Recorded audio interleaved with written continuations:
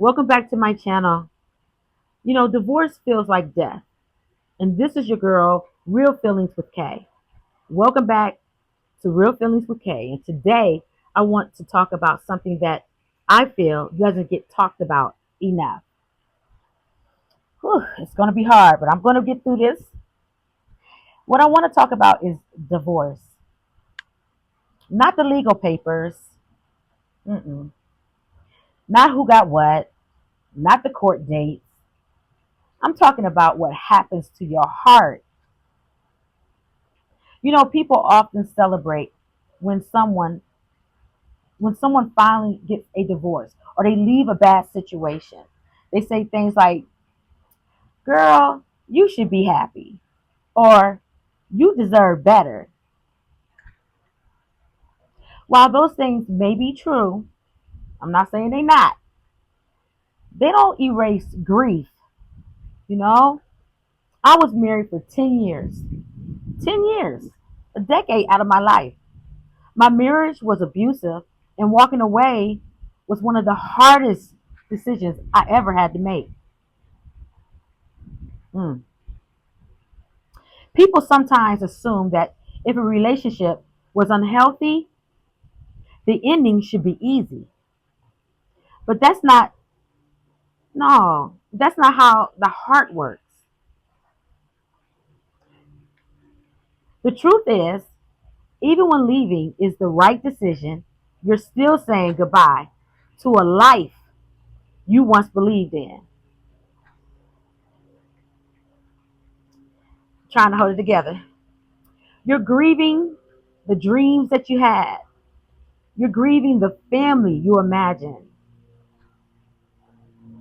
You're grieving anniversaries that will never happen. You're grieving the version of yourself that you believed in, that you believed that it was going to be forever. Nobody really prepares for that. Divorce isn't just the loss of a spouse. It's not. Sometimes it feels like the death of your future. It feels like a death, period. It feels like someone closed a chapter you never wanted to end, even when you know it's necessary.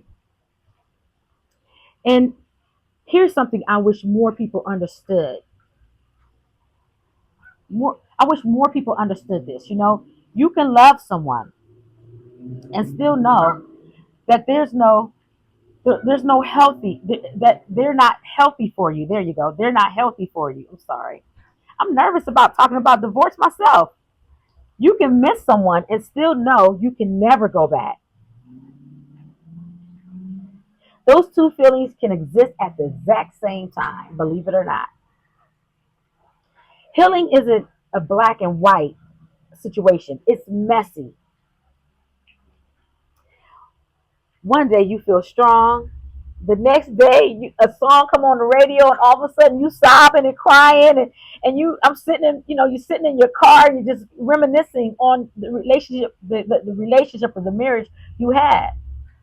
You drive past restaurants or places that you went to together, that you have history, memories by. You look at old pictures, you hear someone mention marriage, and just for that one moment, everything comes rushing back. All the feelings, all the hurt, all the everything that you had built with this person. People think healing happens in a straight line, but it doesn't. Sometimes healing takes years, and that's okay. One thing I struggled with was my identity. Who was I without the title wife? Who was I after giving so much of myself to someone else? My good years, as they say. When you spent years trying to make a marriage work, you can lose pieces of yourself without even realizing it. I did. You become busy just surviving, that you forget who you were before the pain. Maybe someone that's watching this right now, maybe you may feel the same way today as I felt. Maybe you're still married, but emotionally exhausted. Maybe you're separated. Maybe you're divorced. Mhm. Or maybe your divorce happened years ago, like mine. But your heart is still healing, like mine. I want you to know something. There's no expiration date on grief. Take your time. You don't have to heal when on someone else's schedule, because there's going to be people that's going to challenge you. You don't have to pretend that you're okay just because people think you should be, or that you should be over it. Real healing doesn't happen because time passes. No, it doesn't. It happens because you finally allow yourself to feel, to cry, to forgive, to accept, to rebuild, one brick at a time. I also want to speak to people who have never experienced divorce. This is important. I want you to hear this. If someone you love is going through it, please be patient with them. Please don't tell them just move on. It's easy for you to say, you know? Don't tell them everything happens for a reason. Sometimes they don't need advice. They don't need advice. Sometimes they just need someone to sit beside them and say, I know this hurts. That's enough. One of the biggest lessons I learned is this: leaving didn't mean I failed. Leaving meant I chose life. It meant I chose peace. It meant I chose to believe that I deserve more than fear. Sometimes courage doesn't look loud. Sometimes courage looks like quiet packing your life into boxes, signing papers with tears in your eyes, and starting over again. Starting over is terrifying. It can be terrifying. But staying where your spirit is dying is even scarier. Trying to hold myself together. Today, when I look back, I don't just see pain, I see the strength.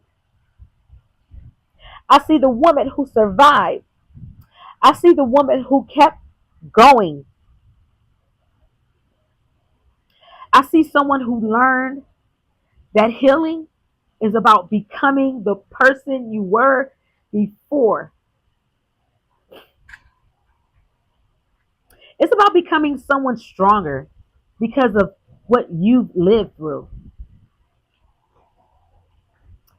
If you're watching this today and your heart feels heavy, just know one thing, honey, you are not alone. But please hear me. You are not broken. You are healing. And those are two completely different things.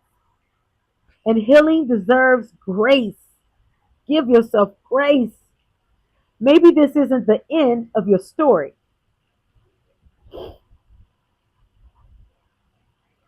Maybe it's the beginning of a chapter where you finally discover who your own voice again, you know, where you laugh without guilt, where you sleep peacefully, where you stop apologizing for choosing yourself.